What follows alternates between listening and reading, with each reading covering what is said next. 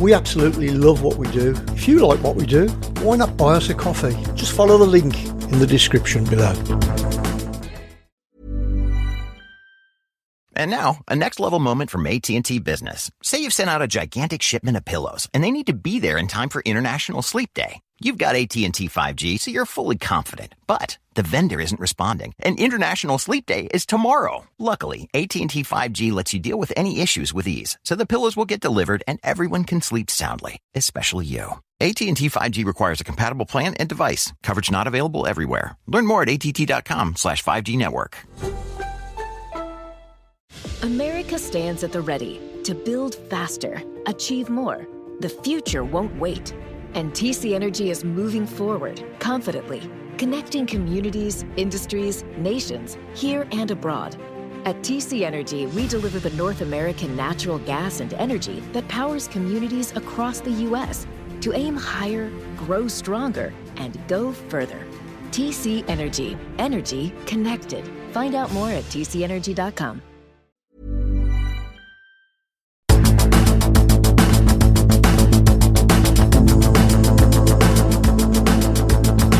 Welcome to Under the Influence. In this episode, we'll be talking with podcaster and author Dan Jennings about his iconic book, Dancing Through the Fire, which takes you through a journey of Paul Weller's musical career.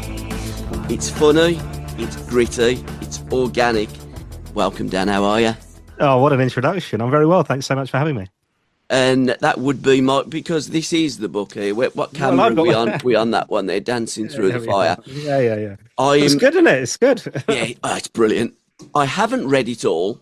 I tell you what I'm doing. I'm listening to it via Spotify on audiobook. And it's brilliant. So as I'm working, I can listen to it. I am laughing out loud at some of the pieces in there. First, before we get into the book, though, Dan, I do want to know who Dan Jennings is. We briefly spoke off air, and you were telling me that you worked in hospital radio. So is that how your career began? Yeah, my love was radio. So as a kid, that was all I ever did, really, was listen to the radio. And not just the music. I mean, I love music, but I loved the DJs, the radio presenters, the people talking between the tunes. I thought that was the best job in the world. And I remember my doing like a school careers thing. And my mum going to the teacher and having that meeting, that awful meeting that you have, and him going, he's got this ridiculous idea he wants to work on the radio and be a radio presenter. My mum was like, well, yeah, that is a job. Why can't he do that? And I did. I was 15. I got hospital radio and I went and collected all the requests on the wards and eventually got my own show at 16. I did work experience at the BBC and then joined the BBC at a 17-year-old, got a gig there. And yeah, I spent, 12, 15 years, something like that, in radio on air. And doing radio shows, breakfast shows and all that. So yeah, it was totally my life was doing that. So what radio stations were you working on? Oh, all the big ones. It was Orchard FM in Somerset, Dan and Joe, the morning crew, sponsored by Sunsilk. I then went to Mercury in Crawley. I was at the BBC in Bristol, and I should say for quite a long time. Sure. And then I went to 210 in Reading, which is one of these big regional stations. And that was, I kind of fell out of love with radio a bit then, because you had to talk. It was when Big Brother was on, and the people in charge insisted that you talk about Big Brother every morning. And I just hated all that kind of rubbish. So, and you had to kind of play songs like that I hated. So, I kind of fell out of love. And then I went behind the scenes. I did branded content for quite a while at Magic and Absolute Radio and those big stations in London, which I went there in 2009. This is the thing with radio. If you're not on the playlist, you aren't going to get radio airplay. And listening to your book, some of the things with Paul, do you want to change your lyrics, Paul? Because they're not going to get played on the BBC. Fuck it. I'm going with that. Like, that's entertainment. Yeah, there's no compromise. There's no compromise. And that's what I've always loved with Weller. You know, what stage were you at in growing up? How old were you? Where you first discovered? Would it have been the Jam? Are we of a similar age? You look much younger than me. I'm 50 in a couple of weeks' time. Yeah, you are much younger than me. Oh, well, thank you, man. You're very welcome. You look better on it. I reckon I was 16. I mean, it's hard to remember, but I remember watching him on Top of the Pops, him as a solo artist. Yeah, And it was a song called Aha Ho Yeah. So he was just on that kind of climb back, really. It was such a banging single. I thought it was amazing. But I thought that it was hilarious. I thought that this was a new guy on the scene. And I went into, I lived in West Somerset. I went into the college there the following morning and was just kind of raving about this bloke on the telly, thinking that I had found this new guy, Paul Weller. And we were all at it on in the common room or whatever. And everybody was like, yeah, so, all right, yeah, I know what you mean. And we had some builders in and I mentioned it to them and they were like, yeah, mate, we've heard of Paul Weller. You want to check out his proper stuff, The Jam. And then they brought in a cassette the following morning. I think it must have been Snap or one of these kind of weird catalogue things because it had a load of B-sides and stuff. And then obviously I then discovered, oh, hold on, there's the Style Council as well. And so it was just diving into this amazing back catalogue. And then obviously he was also on the climb at that point. So we then got that first solo album. And then you obviously get Wildwood, Stanley Road and this amazing journey after that. But yeah, it was that kind of wonderful thing where I discovered him as a new artist creating music, and I was on that journey and have been ever since. But also there was this amazing back catalogue of what must be over 100 songs, maybe 150 songs, I would guess. Absolutely. And in the song that you've referenced, he did take a trip down Boundary Lane, and that was one of the roads, well, one of the lanes in Woking. I mean, his musical references was quite phenomenal. I got into the Jam. In the city, I remember my cousin introducing me to that album. And then my one of my older friends used to knock about the older friends, Strangetown. But then I used to go running a lot, and I heard Little Boy Soldiers from the Setting Suns album, and it blew my bollocks away. I thought, Jesus. And he was the geezer then, and I've followed Paul ever since. I've been, I don't know, 13, maybe 14, and then got the back catalogue of the Jam and everything. And I just love the lyrics. I love everything about Paul Weller. I honestly think he's the greatest talent to have ever walked the planet. When did you first get the concept about the podcast of, it was Desperately Seeking Paul, wasn't it? Yeah. So it was, I mean, I thought for quite a while that I'd like to do a podcast, and I thought that I'd like to do it about Paul Weller because I was a fan, and I thought it would be interesting to just kind of talk to some other fans, really. That was the idea. But I've held off on it for quite a while because I just kind of thought, well, anybody can do that. What's the angle? I can't just do a Paul Weller podcast. It needs to be something more than that. And the truth is, lockdown happened, and I got a bit of thinking time. That first one, when it was like February, March of, what would it be, in 2020, I think. And just got a bit of thinking time. And I was like, well, hold on. The truth is that I never got to interview Paul Weller during my radio days. And it was genuinely a regret of mine because I would hear him on the radio and sometimes it was brilliant, don't get me wrong. But other times I'd hear it and you go, that person isn't really a Paul Weller fan. They haven't done their prep. It was just a wasted opportunity. So I created this podcast with the idea being like, you know, here I am. I was a former radio presenter. I gave up that dream, that love of it. But I do have this nagging regret, which is that I never got to interview Paul Weller. So I created a podcast to make it happen. Now, it was very tongue-in-cheek. Most podcasts, not like this one, but most podcasts fizzle out over like 10, 15, 20 episodes, mostly because people get sick of doing the editing and all the research and stuff like that, I think. Or they don't find an audience, right? And there's hundreds and thousands, millions of those probably. So I thought it would just be a fun little thing that would maybe kind of keep me occupied during that second lockdown. We would then come out of it and I was just going to get on with my life. And the whole thing just spiraled out of control. I got to interview some amazing people really like early on, like episode 1, episode 2. I was talking to people who have made documentaries about the Style Council, written massive coffee table books. And then Nicky Weller came on really early on. Andy Lewis came on really early on. So it just kind of spiraled out of control, if you know what I mean. And we just got everybody that you could think of to talk to over the course of 3 years. And then the idea of turning it into a book, that actually come from Paul, didn't it?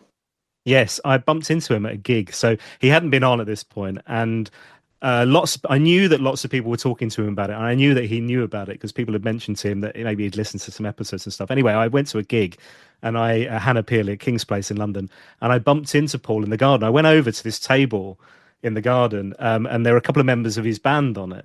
And they'd been on the podcast. So I went over as Jacko and Tom. And I went over and was like, hi, guys. And Paul was just, so I didn't see him, tucked around the thing. And I was like, oh, hello. Oh. And I had met Paul once before in 2007, 2008. And in a Sainsbury's car park randomly. And everything I ever wanted to say to him just pops out of my head at that moment. All I could think to say back then was big fan, big fan. Luckily, that didn't happen that night. And we had a nice chat. But he immediately was like, oh, it's Dan, isn't it? And he'd heard about the podcast. He was saying, look, you've got to turn it into a book. He's like, you've spoken to everybody. I'm not going to do a biography, autobiography. He's like, this would be it because you've spoken to everybody. And I was like, well, yeah, but you've got to come on. And it was like, oh yeah, I'll think about it. I'll think about it. And that was episode 150. And I was like, what do you mean think about it? Surely, come on. The work's been done. Anyway, at the end of the gig, he came up and he was asking me what I thought of the gig. And then just before he went, he was like, do you know what? Let's do it Christmas special. And his manager then sent me an email the following morning. He's like, I hear you bumped into Paul last night. Should we get it sorted? And that was Christmas 2023. And then I mentioned it on a couple of radio shows or The Guardian, and I was on ITV News. All these ridiculous, amazing things happened. But Paul had said to turn it into a book because people were going, what's next? And then suddenly all these publishers were getting in touch going, we hear you want to do a book, let's do that. And initially people were saying, oh, like, why don't you do like the transcripts, do a book of the podcast? And I was like, that's naff, I don't want to do that. Like, I don't know who's going to bother reading that. So the challenge was, how do you turn this into a massive, big narrative, a story arc, using all the little snippets, the little kind of segments of all these conversations. I had loads more as well. There were another 70 conversations I had for the book alone. And piecing together over 200 hours of conversations, which is nuts, really. I mean, it was completely insane. But 18 months of every evening and weekends pulling it all together, really. How difficult was that process? Because when you're talking and you're doing a podcast, that's one thing, but then putting it into a book, and the way that the book works is phenomenal. I mean, it really is brilliant. And I love the way that you slot Paul in the early days, like with the jam and his mum saying, well, he was a little bastard, really, wasn't he? And Nicky saying, well, yeah, he was. And like John is going like, Nicky, you ain't going to work, you're going to school. We're going to New York. And Yeah. That the way that the Wellers come across in that book is like everybody would want them as their mum and dad. They seem to have such a great childhood. Very, very similar to most of us working class kids. Not much in the way of material things, but a lot of love and a lot of time given by your parents. I mean, John also started a football team up for Paul, although, you know, I remember watching a documentary and John saying, fucking look at him trying to lay bricks or something. If it weren't for music, he'd be fucked. Yeah, he can do anything else. And I think that probably is about, he was just born to be an artist, wasn't he, Weller? Yes, and I think there were lots of other things he tried and he was terrible at. Yeah. So thank goodness he found his calling in terms of that and an audience. Although I think even if he hadn't have been, that would have been what he did. You know, if he'd have just continued playing pubs the rest of his life and whatever, he would have still done that, I think. The fact that he found success and it became massive and all that is brilliant. But I think that would have been what he's still stuck with from all the conversations. So to answer your question, yeah, I mean, it was basically starting with the transcripts, and a lot of people helped me with that, and then essentially going, okay, well, let me start with transcript number 1, let me put all the little bits in the right place, and okay, now let's take transcript number 2, let's do the same, let's slot those in. And what you'd end up with, sometimes it would be this utter joy where you go, oh my goodness me, like a proper jigsaw puzzle of like that bit connects to that, and then another bit connects to that, and this story just completely flows. It was wonderful. But essentially, you do that over what was it, something like 250 transcripts, maybe more.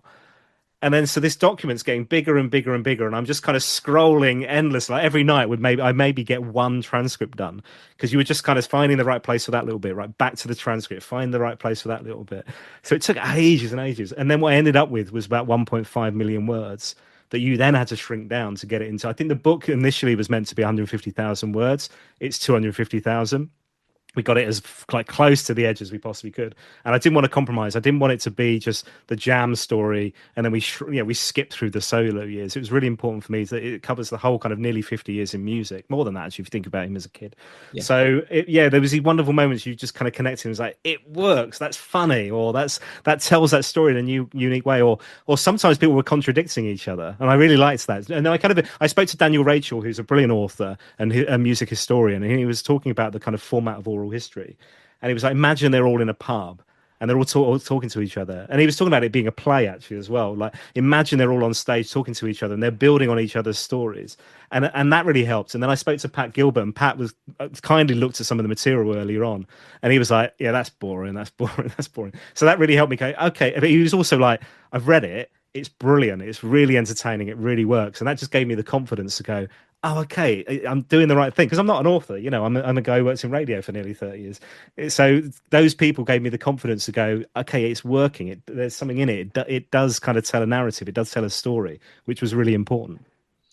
So that is your first book. Is there going to be a second? Is there going to be any kind of follow-up or spin-off to Dancing Through the Fire? I know it come from You Do Something to Me, but how did you come about the title? That my wife came up with that actually. Brilliant title. Yeah, it really works, doesn't it? And I think Yeah, it it kind does. of touches. I mean, obviously, it's his probably his most famous song, certainly in terms of um, listens on Yeah. streaming and all that now, but also views on YouTube. It's had like 16 million or something ridiculous. Um, and my wife is not a massive Paul Weller fan, Mm. but she will very much know that song. I tried taking her to gigs and stuff, and bless her, she comes along occasionally. But I think she's like, you know what, you do your Weller thing on your own, off you go. But she knew that song. But I think also the Dancing Through the Fire thing fits with the idea of kind of actually he's going too close to the flame and he's getting burnt, and these kind of things are happening where he splits the jam or the Style Council final record gets rejected and he's having to start again. So it really works really nicely. And then we, chatted with Paul and the team, and the authorized oral history was really important as well. And they were happy to do that because everybody who's in it is authorizing the story, including Paul. But like you said, Anne's in it, Nikki's in it, the family are in it. But all these people that I've spoken to, and over 250 guests, are kind of authorizing it as well. So that was a really lovely thing. And Paul's written the foreword as well, which was amazing. Yeah, it was superb. I'm going to give you another on the camera there, dancing. I mean, it really is. If you drop this book on your foot, you're going to break an ankle, or Somebody at said least they a were going to take on holiday, metatarsal. and they went over the baggage allowance. And what I love as well is I love the cover with Paul, and I've just wrote down there, a penny for the thought. I think you've really captured a moment where Paul is just looking as if to think, what am I going to do next? Was I remember listening to Arsene Wenger, and he was saying that when a football season finished, you'll give yourself a few minutes, and then I'm preparing for the next season. And I think Paul seems to be doing that with a song. He's written a song, he's done a song, and he must just sit there and think, fuck it, what am I going to do now? And he's just momentarily gazing into space there. And it's not worth a penny, that thought. It's worth £1,000,000, ain't it? It's a great shot. He's I think also he brilliant. looks so cool, and the fact that Yeah, he's just wearing a jumper, yeah. but he looks so cool. The hair's great. It's not. There were some times where the Barnett's all over the shop, and I think a few people mentioned that in the book. He looks great, but also what I didn't want to grab was a kind of a shot of him as a kid, the Jam, the style, because it's like, what era do you pick in those times? If I pick a shot from the Jam, it's like, well, it looks like a Jam book, and it's not that. But I think it looks like him as the kind of elder statesman in a way. And I didn't want a picture of right now either. I think it needed to kind of fit somewhere. So that's 2015. That's a shoot from Saturn's Pattern. And a great album as well. I Mm. mean, he has produced and written so many great albums. Quite a lot of them got to number one in the album charts, but he's never had a number one solo or with the Style Council. He's only had the No. four number ones, hasn't he? Which I Yeah, you're find right. Yeah, Beat Surrender would have been the last number one. unbelievable. Yeah, I mean, some of the songs with the Style Council. I mean, my first dance, like at my wedding, was "You're the Best Thing." That is an absolutely banging tune. You do Yeah. something to me, phenomenal tune. Walls, shout to the top. I mean, there are so many, and in his like the changing man. There's so many songs that Weller has penned. I'm thinking, how come he's only ever had the four number ones? But I think it says a lot more about what the charts are today. It was important back in the 70s. I think the bands going back to the Jam, there was that connection with the fans. We all grew up. I mean, unjamming the Jam in 1982 was probably the biggest heartbreaking situation that any of us kids had lived through, although I was prepared for that because I'm a Birmingham City supporter, so I'm used to disappointment. Yeah. And I think I'm sorry about that too. I mean, Villa had just won the European Cup as well. So oh, I've brutal. gone, Oh, man. but to do that as a 24-year-old kid and the Jam being the best band, as John would say, and rightly so, best band in the world. I mean, that took some balls, didn't it? Yeah, and I like the idea in the book that, there's Paul's truth Yeah. and what he believes and why he did it and why he says he did it. And I don't know why he would lie about his own feelings on that.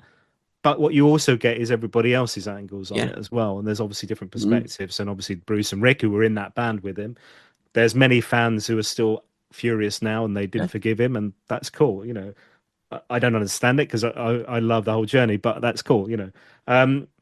But you also get it from the tour managers, and we get it from the record label, Jim Cook, the guy who ran the label or ran A&R in the label. And it's not a clear picture. I think, you know, Paul made that decision.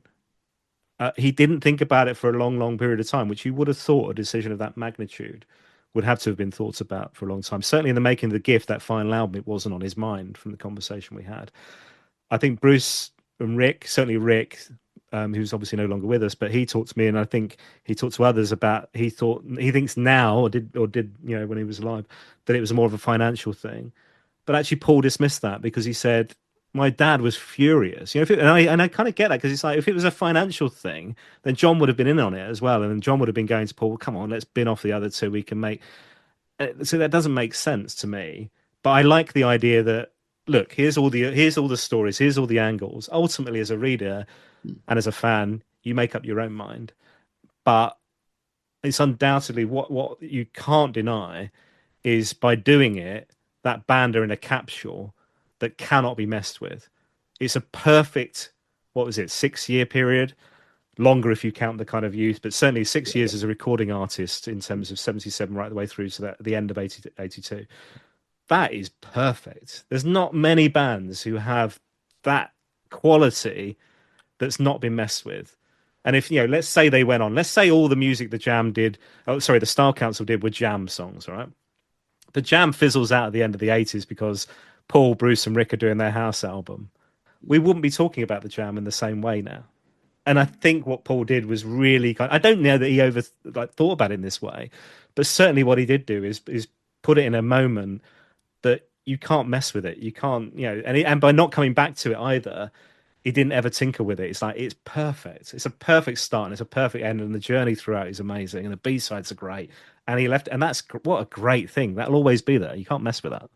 Paul had always maintained, though, didn't he, that he didn't want to go on, you know, not meaning it. And how could he, as a 60-year-old bloke, stand there singing like When You're Young? And he just wanted it. He captured a movement of the youth, of us kids. And I think that's what he became, really, and it's been said many, many times, a spokesman for a youth movement and a generation of kids. And it appeared like with Paul, I think you alluded to it earlier, he'd be quite happy just playing clubs and earning a few quid, because I don't think listening to Paul at any interview, any written interview, it was ever about the money. It was all about the music. And I think that, you know, when it starts getting like really big, I think he kind of thinks, well, fuck, it's time to move on and do something different. And again, he could not do what he did with the Style Council with the Jam. It was impossible. It's a different thing. It's totally different. Fans wouldn't have had it. Those gigs around that time, he'd just come off the back of maybe Japan, was it the Trans-Global Express tour? And I think he was feeling like, you know, the audience was all very blokey. Yeah, yes, there were female fans, but very blokey still. He'd be playing these new songs and there'd be all these fights. And I think he just got a bit like, I want to do different music, different styles of music. I want to freshen it up in that way. But I can't do it in this kind of constrained thing as a band, but also the audience to a certain extent. And Nicky talks about it a lot, where suddenly the Style Council come along, and it's like almost 50-50 of like women and men, and it's kind of a different thing entirely. That wouldn't have ever happened with the Jam. You know, he wouldn't have been able to do that. He wouldn't have been able to cast those people aside and move on in that way. So I think that was part of it as well from all the conversations I had. Absolutely. And I think with the conversations regarding the Jam and the split, etc., they actually all can be right, because what somebody's opinion or vision is doesn't necessarily mirror up or match up to somebody else's. So Paul, being as headstrong as he appeared to have been and always has been, doing his own thing, decided to move into another vehicle. That Trans-Global Express drove him into the Style Council and Speak Like a Child.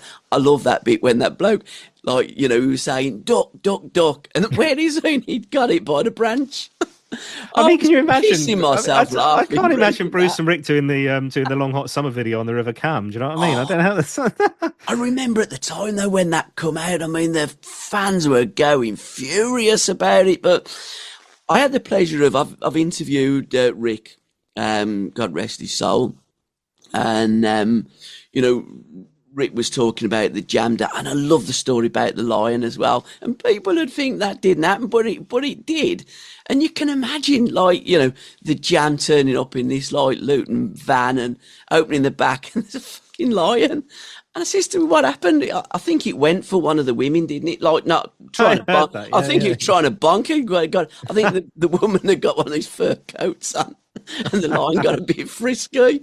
But it's just everything that happened with the jam just seemed just an amazing journey. I think Dennis Mundy really comes across fabulous in this book, as does everybody as well. But again, the Style Council, I loved the Style Council equally as much as the jam. And I remember interviewing Whitey, and I said, "You must have pissed yourself laughing with some of the lyrics," because he was literally taking the piss in a different way. I think the bloke's an absolute genius. Yeah, there's so many of those Style Council songs are so clever in terms of the political content, and wrapped up in a catchy pop song that you want to sing along to was brilliant. I think songs, suddenly he's showing his kind of, his lovely side where he's like, this is me as somebody who yes, I'm in love, and here's a love song. And I know we had English Rose, but he kind of hidden that away. The first time that came out, he hid that away, it wasn't mentioned on the album, right? So it was lovely to see that, a different side of Paul. And obviously I'm seeing that in retrospect now, and I'm seeing it as part of the kind of storytelling of all these interviews and things. I didn't witness it at the time. But there are so many sides to him as a songwriter, obviously as a human being, that you got to see in the Style Council. And the sense of humour is amazing, because I think so many people were like, "Oh no, Mick was the funny one." And then when Mick joined him, he was kind of telling Paul, "Well, let's do this, let's do this." And then the fans were like going, "Oh, that Mick's making Paul look like a right pillock." And it's not. It's like Paul's very funny. He's got a great sense of humour. And he was suggesting things to Mick. It was the other way around at times, But I guess, in essence, Paul has always been the front seat driver, hasn't he, of whatever vehicle he's decided to drive at whatever time. And he's always had his opinions and doing things. And he's so creative. And I think that Mick was the ideal person to bounce them creative ideas. But I don't think, reading the book and listening to Paul since I've been a kid, that anybody would have ever told him what to do. They might have given his an opinion. I think he was similar to Brian Clough in those respects. I'll listen to what you say and I'll do what I want. When you think of skyrocketing brands like Aloe, Allbirds, or Skims, it's easy to credit their success to great products, sleek branding, and brilliant marketing. But here's the overlooked secret. The real magic lies in the engine behind the scenes, the business powering their business. For millions of brands, that engine is Shopify, making selling seamless for them and shopping effortless for us. Upgrade your business and get the same checkout Aloe Yoga uses. Sign up for your $1 per month trial period at shopify.com/retail, all lowercase. Go to shopify.com/retail to upgrade your selling today. Shopify.com/retail. And now, a next-level moment from AT&T Business. Say you've sent out a gigantic shipment of pillows, and they need to be there in time for International Sleep Day. You've got AT&T 5G, so you're fully confident. But the vendor isn't responding, and International Sleep Day is tomorrow. Luckily, AT&T 5G lets you deal with any issues with ease, so the pillows will get delivered and everyone can sleep soundly, especially you. AT&T 5G requires a compatible plan and device. Coverage not available everywhere. Learn more at att.com/5G network.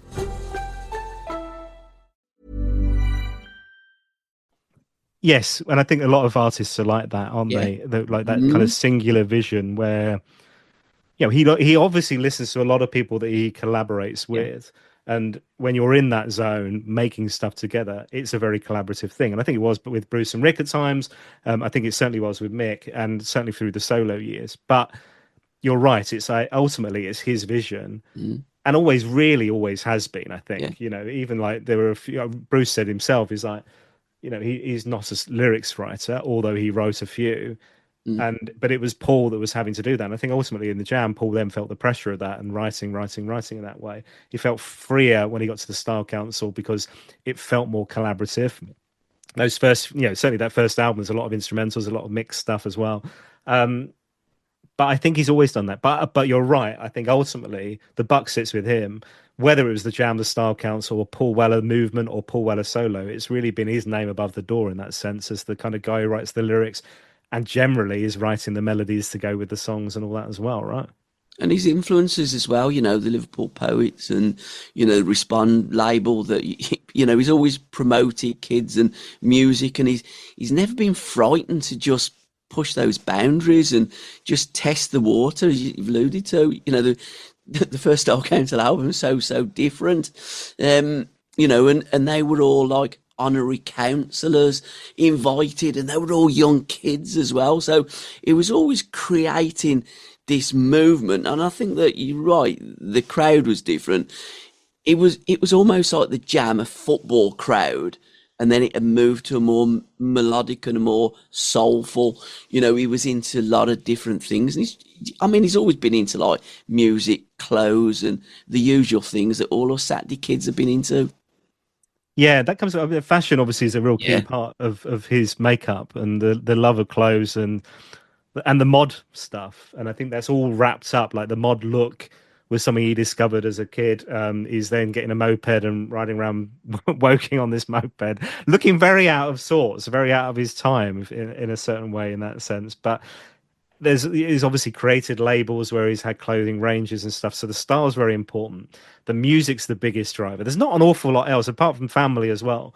There's not an awful lot else that he's talked about in his life. It's kind of those three things, really. A bit of football. He's a bit of a Chelsea fan, but not properly, really. Doesn't go to all the games. Although I saw he was at one of the Barcelona match the other night. But it's really those two big drivers, the family as well, are the biggest things. So he's always constantly thinking about music. And like you said earlier, it's often what's next. Yeah. So as soon as he's done, it's like, well, okay, where are we going to take it now? How am I going to excite myself? How am I going to shake this up and do it differently next time? Which is exactly what you want from any art, actually, isn't it? You want that from a film director or a painter or whatever, that you're going to get a surprise as a fan of their work.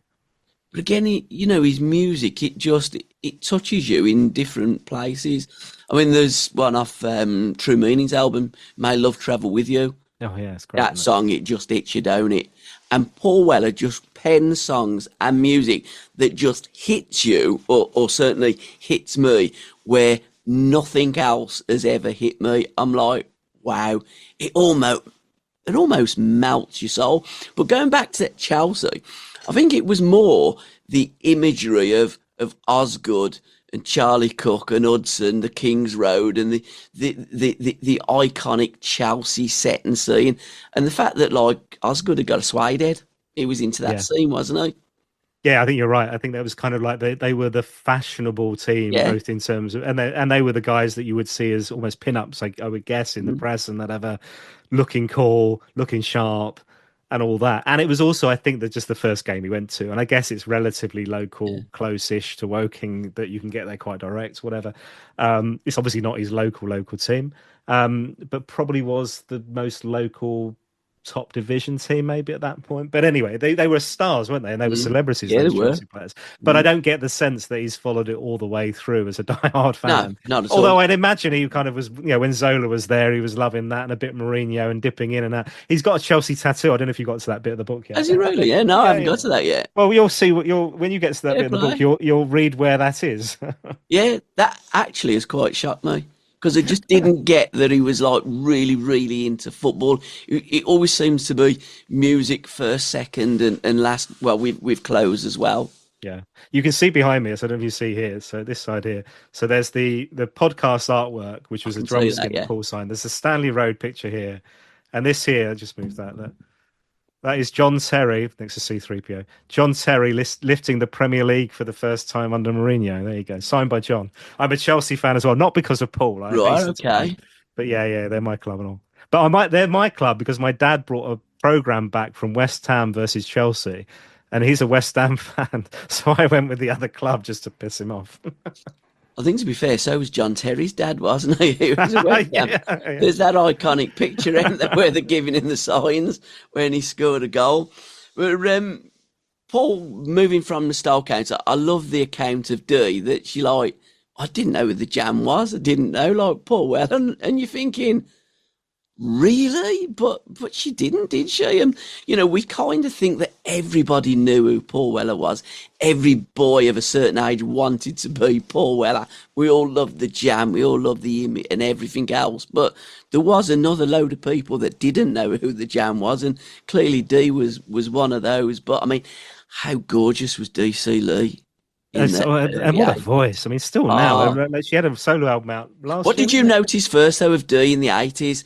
Her voice or her looks? I thought she was the most beautiful. Well, no, because you have to remember, I'm going back, right? So my discovery was the 90s. So my first time of listening to Dee was just listening on this crummy cassette.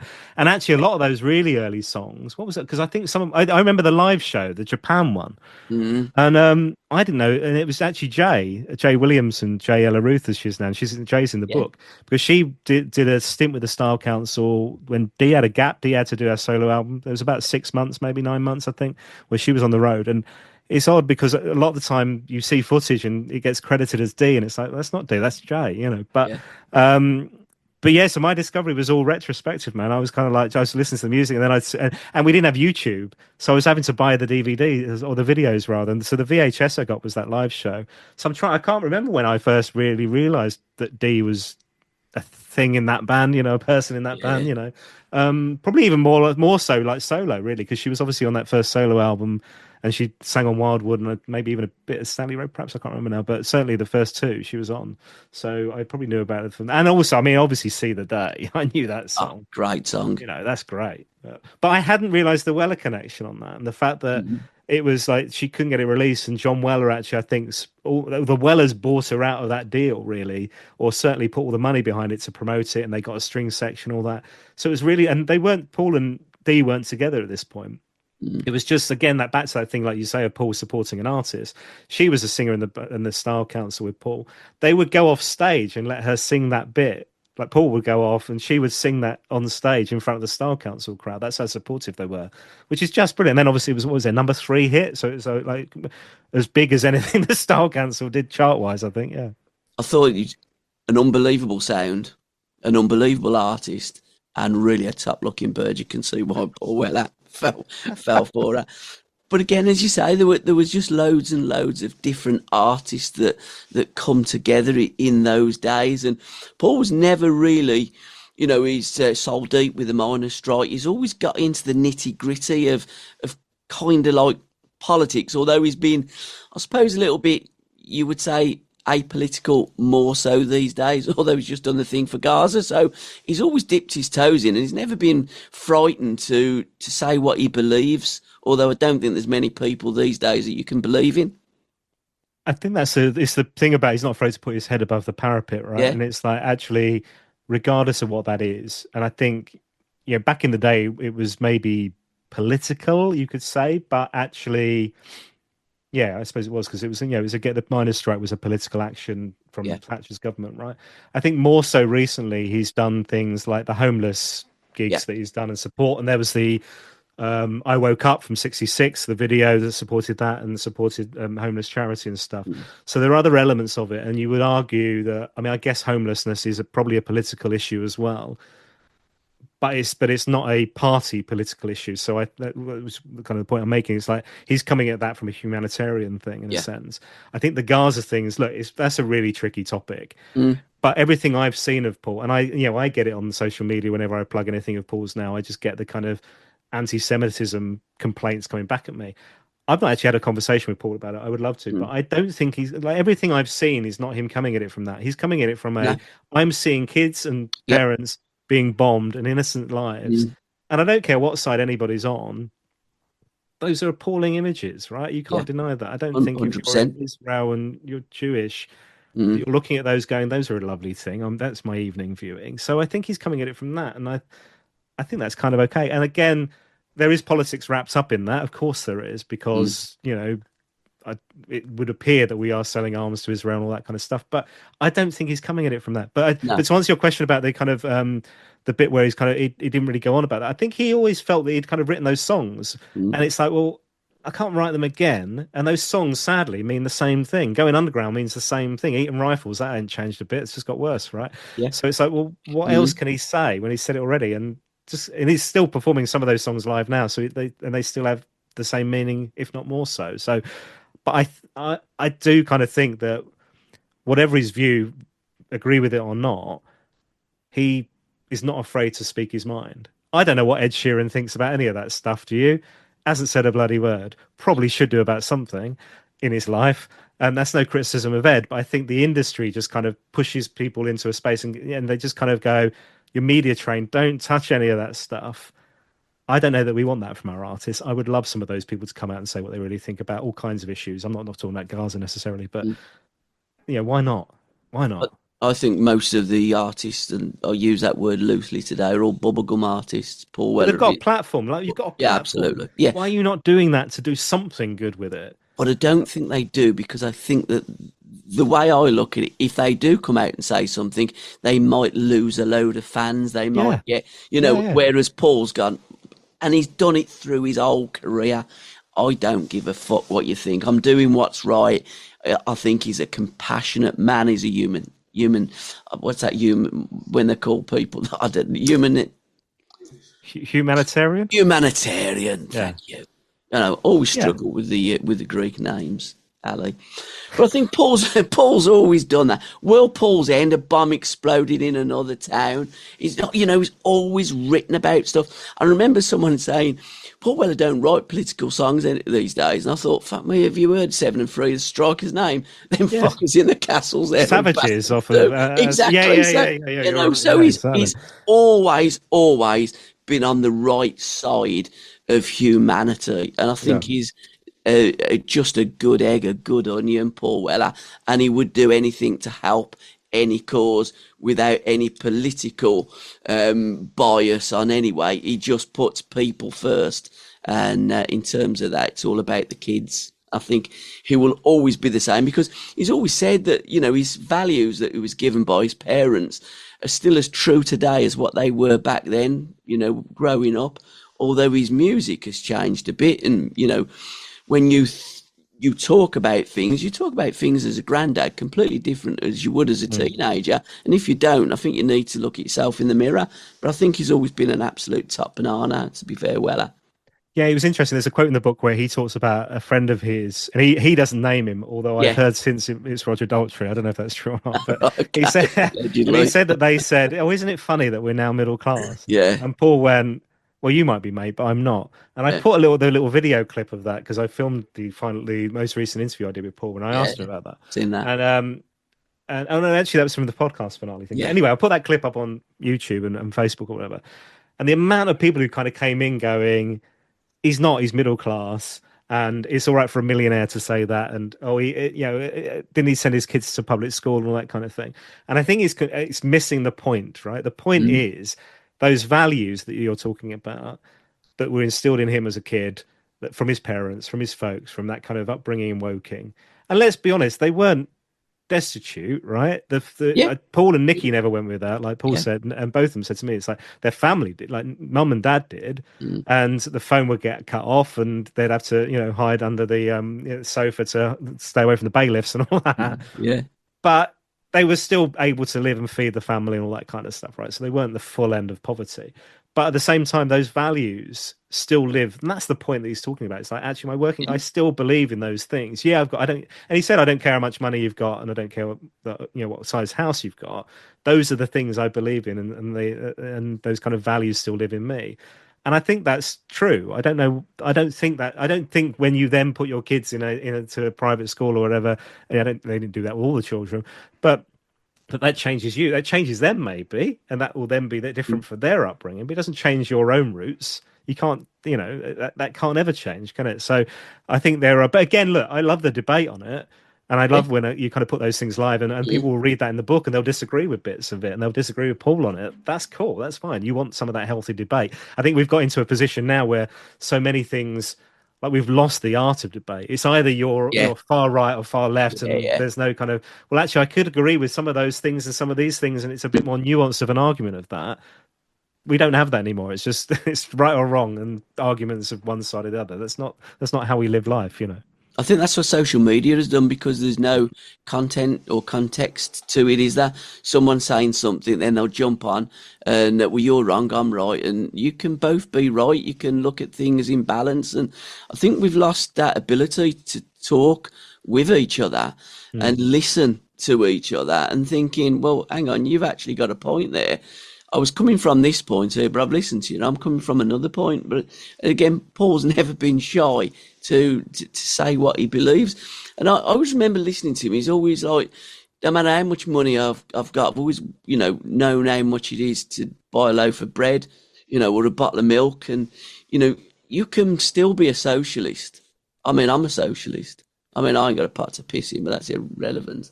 But you can be a multi-millionaire and still have social values. It's what you believe, and I think Paul has always been true to his beliefs, whether people like it or not. I don't think he's going to lose any sleep. I don't think he gives a fuck.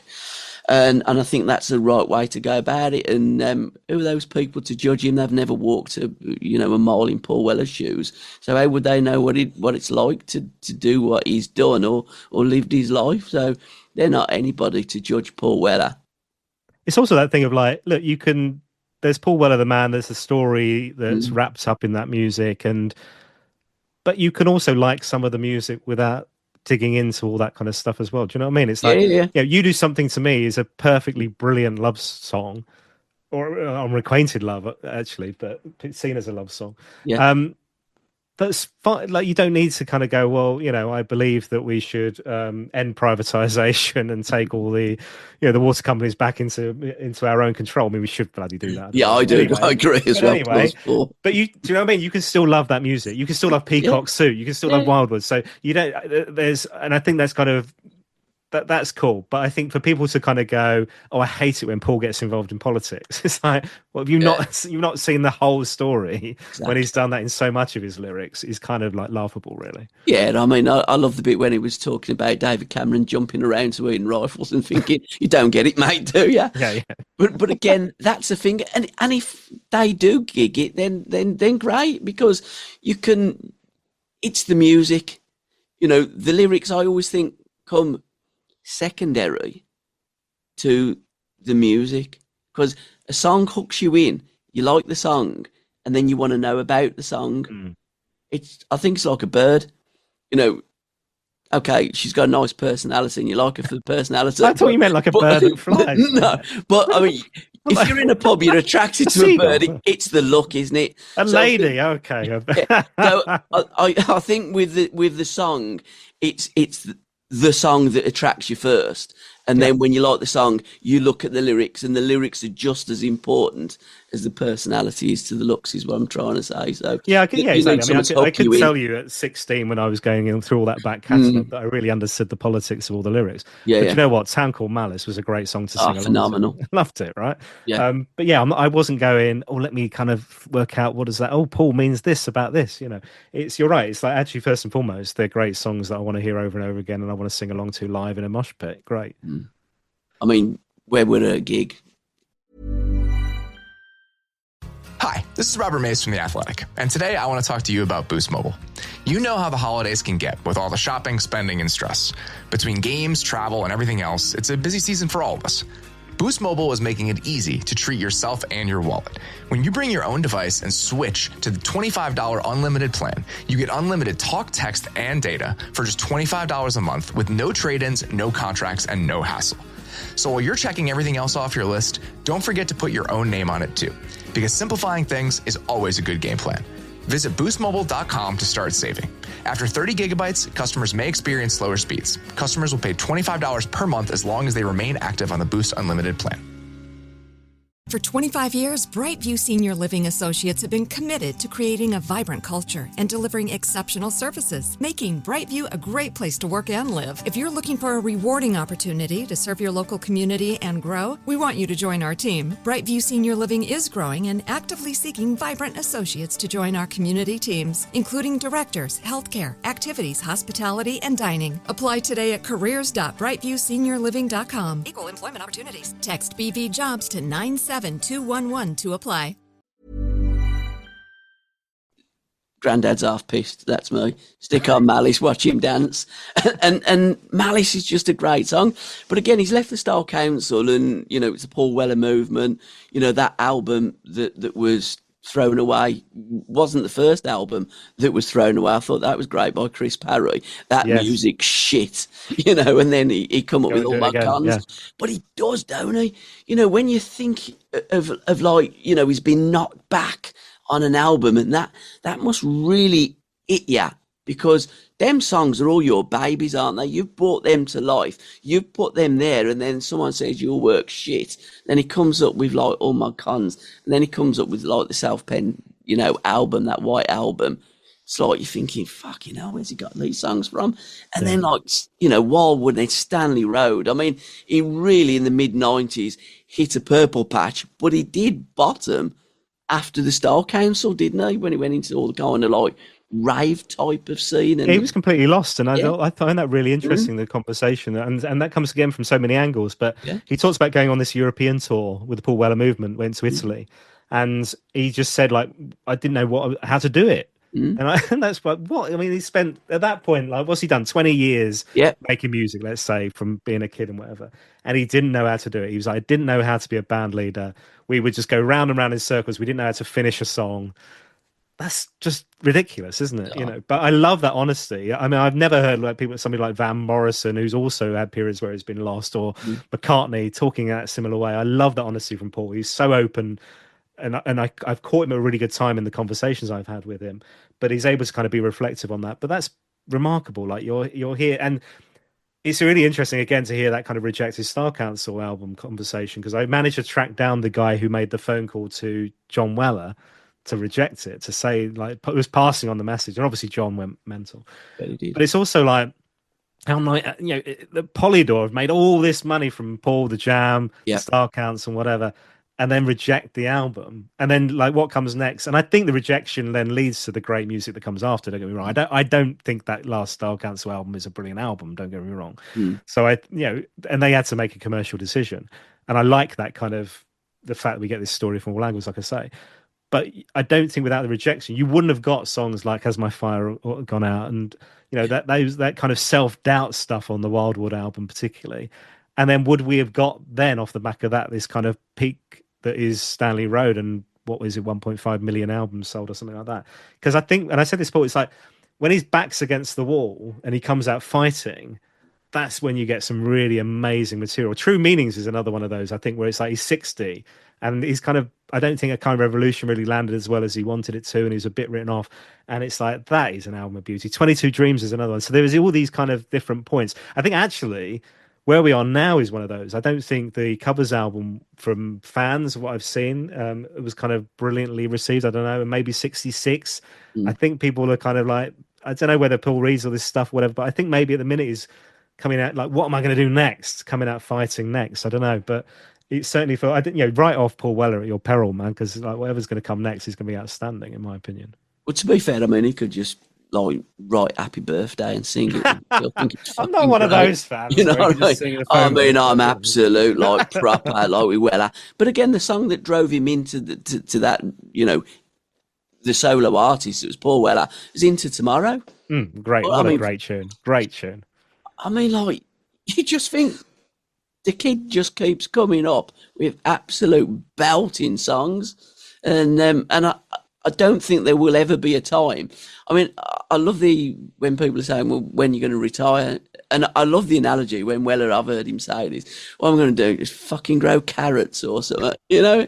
And you just can't imagine Paul doing anything other than just making music. I mean, Black Barn, what a place. You went down there, didn't you? I'm looking at before you come on, what makes it magic? And it's like, it just is, it's it's like anything, isn't it? It's within the walls that make it magic. Yeah. Looking into it, you'd say, yeah. It's a wonderful setting. I mean, I don't know if you've been down that way, but Never been Ripley, there. you're next to Wisley, which is like the Royal Horticultural Society place, and we go there a lot with the kids. It's a beautiful place, and so there's lots of beautiful countryside around. So I think I think Paul talks about it being almost a bit like the Manor in Oxfordshire, where they had that kind of run of albums that was Richard Branson's studio, the run of albums in the early 90s, and that was a residential. And Paul really likes that kind of like staying there, creating music, staying up late, whatever.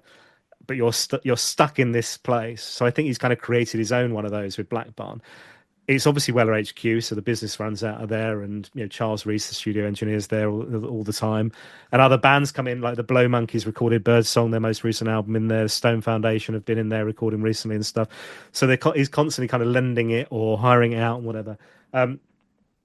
But it's an amazing creative place, and there's something. You're right. There's something in the walls, I think. And I'm not a musician. I don't create in that way, but they all talk about it, and that's just amazing. But what I also love is it's a place where anybody can come in. So if you can play, if you can do anything, they'll embrace you, and you leave your ego at the door. And this is a Danny Thompson thing. And Danny sadly passed away a couple of months back, but Danny's in the book, and he talks about it. But Paul and the team have kind of taken this saying from Danny, which is all about.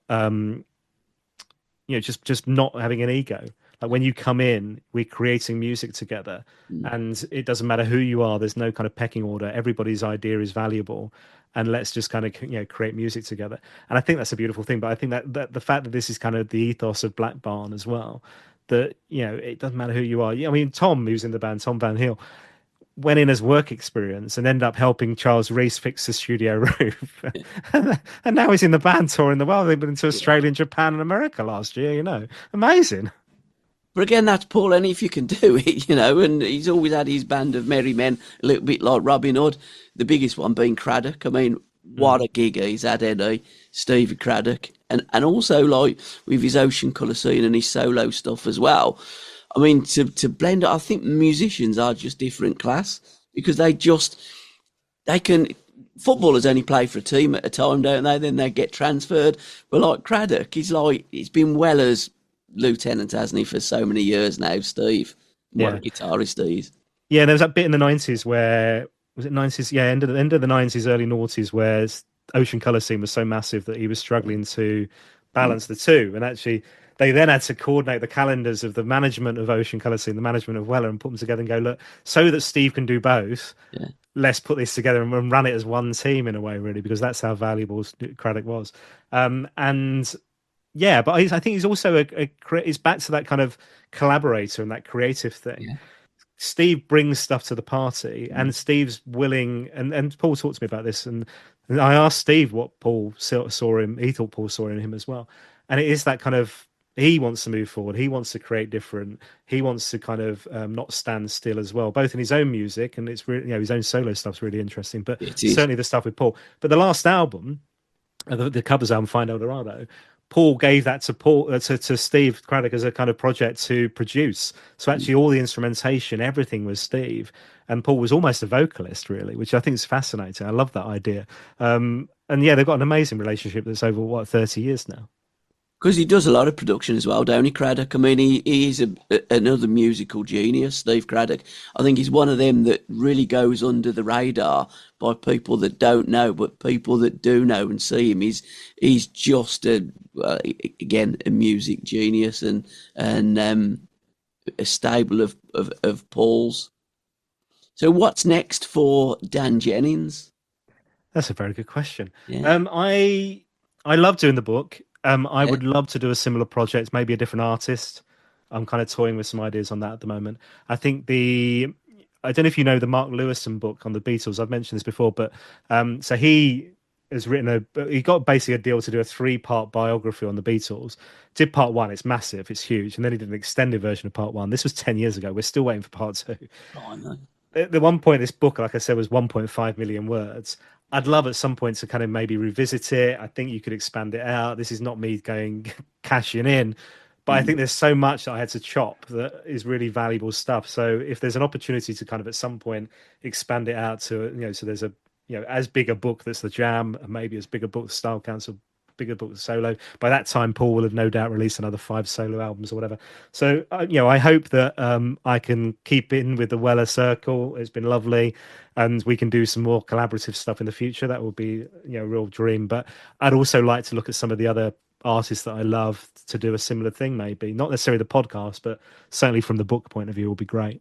When you actually met Paul, finally seeking Paul, and you met him, what was it actually like? Wasn't the first time that you'd met him, of course, but what was it like just to be in the studio and go, well, this is the final piece of the jigsaw here, Paul, and we've what a journey. I mean, how many people, how many podcasts was he? 150, 100? So he was 180. And which was amazing. And I think he said himself, I don't even know that many people. Yeah. And then, and he said a similar thing when I did 250 for the book. He's like, who are these people? And he does know that they're all connections. I've not made them up, Yeah. But no, he was lovely, to answer your question. He was just really genuine, really warm. His manager was like, see how we get on. If it's like 45 minutes an hour, that's great. And then like 2 hours later, we were still chatting. We had a little break. I then did another interview for about 66, which was the album that's coming out. We then had a little playback of that album with all the Polydor lot, the record label at that time were all in. So we all listened to it.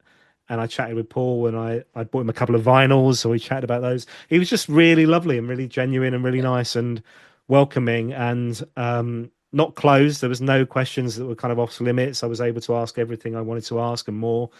And then since then, I've had a couple more times with him as well. I've seen him at a couple of gigs and gone backstage and chatted and stuff. So, yeah, he's just a delight, man. It's like, I mean, what an amazing thing. I'm just a fan who created this daft little podcast, and here we are 5 years on. And on the day the final podcast went out, Claire, his manager, was like, welcome to the inner circle. And it's like, that's daft, And then I got like a preview copy of, I think of was it 66? Maybe it's the next album. And I was like, I don't know if I like this because I want to be a fan and I want to hear it for the first time on release day. Yeah. So don't send me it, So I'm kind of in this weird position where if I wanted to hear the Cafe Blur box set that's coming out in January, for instance, this amazing deluxe thing, and there's an August 1982 demo of Long Hot Summer I desperately want to hear. If I wanted to, I could probably, can I have a little sneak preview? But I also want to be the fan on the 30th January. It comes out and the box set lands in the letterbox and all that, So it's a really weird thing, but it's been a joy to be part of the whole thing, and to get that access has been, and that kind of endorsement as well has been like magical. And to see the reaction, I mean, what was it? On the week of release, a Sunday Times bestseller. It was like the 5th biggest selling book in the UK, like ludicrous. And then it's in loads of like end of year things like Uncut magazine and Rough Trade and all sorts, and Resident and Shindig. The new Shindig comes out in 2 days' time, and it's one of the books of the year. And that's amazing. But the thing I really love about it is also I can imagine Paul flicking through Uncut magazine, and then he comes to it, and it's like, oh, I just think that's brilliant because he reads those things cover to cover, and he's going to see that, and that's really cool. I love that. It's brilliant. It's just a phenomenal project. How can people finally purchase it? I mean, I purchased mine through Amazon. I think it's available. Yeah, I mean everywhere. So the great thing is, my mum. I think at one point my mum thought I was printing this in my bedroom and sending it out to people. So it's not one of those books. It's a proper book. So it's in it's in Waterstones. You can click and collect it if it's not in your local one, and it will get there in 2 hours for most of them, I think. I've signed a load of them. If you're in Woking area, I've signed a load of them at the weekend because they kept selling out, which is brilliant. Yeah, Amazon. All the independent bookshops as well, you can ask them, like Rough Trade, Resident, but also all the little ones around the UK who are so brilliant, have been so supportive, can all get it in. So just go and ask your local. If you like supporting your local bookshop, just go in and ask. And it's actually in some of the libraries as well, so you can, if you don't want to pay out for it, pay out for it, but if you don't want to pay out for it, you can go and get it from the library as well. But again, it should be in the libraries because the full works of Paul Weller is more important to me than the full works of William Shakespeare. Yeah, okay. And I remember reading there, one of the contributors to the book had mentioned about in school, these are poems really that are put to music. Mm. And when we were in school, all I'd done is argue like fuck about the blues and the villa. We read nothing in school in English, I promise you. So when it come to my literature examination, I wrote about Down in a Tube Station at Midnight by Paul Weller. And I didn't get very good marks, to be truthful, but neither did Paul at school. So it's quite unbelievable that he's just produced so many iconic songs. And I think that, finally, Tube Station has got to be one of the most iconic songs ever written in the history of popular music, I think, in this country. It's a great song. I mean, I love the idea that he wrote the lyrics and then chucked them in the bin because he didn't think it was any good. And that was phenomenal, wasn't it? Yeah, Vic Coppersmith Heaven rescues it from the bin. But I think it's right. I think what you say is like, that was important for me, the book, because I think, and again, why I was really kind of adamant I wanted it to be the full story, because there are so many songs that are of such high quality that mean so much to so many people. So you have to tell the full story all the way through. And it's a great narrative. It's a great story arc. You could turn this into a TV series, there's so many brilliant tales of a life well lived, but ultimately, the great thing about a physical book is that'll live forever. Yeah. So I would hope that in 50 years, somebody will find this somewhere and be like, okay, there's this guy, Paul Weller, and the music will live on, and they'll discover music of the Jam and the Style Council and solo and whatever. And that's a brilliant thing. That's so great. And what a legacy he's left us. So I've never really met the guy. I did go backstage once and I think I shook his hand, but all I would just say is thanks, Paul. Big fan. You have massively influenced me throughout my life, and the stories of my life and the songs of my life would all be from the Jam, the Style Council, or Paul Weller. So thanks, Paul, and thanks, Dan, for putting it all together in this wonderful book. But if people do want to say thank you, Dan, how can they get hold of you on social media? And so if you just search for Paul Weller Fan Podcast, you'll find on Google my website, you'll find me on Instagram, Twitter or X or whatever we're calling that this week, and Facebook and all that. And get in touch. It's lovely to hear from people. It's also great. I mean, people have been leaving reviews on Amazon and stuff. So regardless of where you buy the book, you can leave a review on Amazon for both the audiobook or the hardback. Which has been really good at helping for it to kind of find a wider audience as well. And we're up to like nearly 200 reviews, which is utterly insane.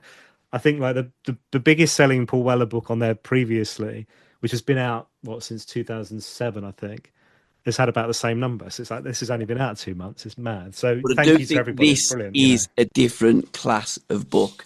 I've read an awful lot of books about Paul, but I do think that this one, Dancing Through the Fire, you've absolutely nailed every issue, every component part of Paul's career with the people that were there at the time, and you've done it in a very humorous way in this book. As I said, I was pissing myself laughing with and again that's Funeral Pyre as well, pissing themselves laughing and all the rest of it. But superb, a wonderful, wonderful job that you've done, Dan. You should be very, very, very, very proud of your achievements, because anybody that likes Paul, that likes Style Council, likes the Jam, you must get that in your collection, because it is off the scale. 10 out of 10, mate. Well done. Bless you. Oh, that's really kind. Thank you so much. That means a lot, man. Thank you. Cheers, Mucker. Thanks a lot. Cheers. And thanks for watching and listening, guys. Means a lot. Thank you. Cheers, Dan. All the best, pal. Thanks a lot. Bye-bye.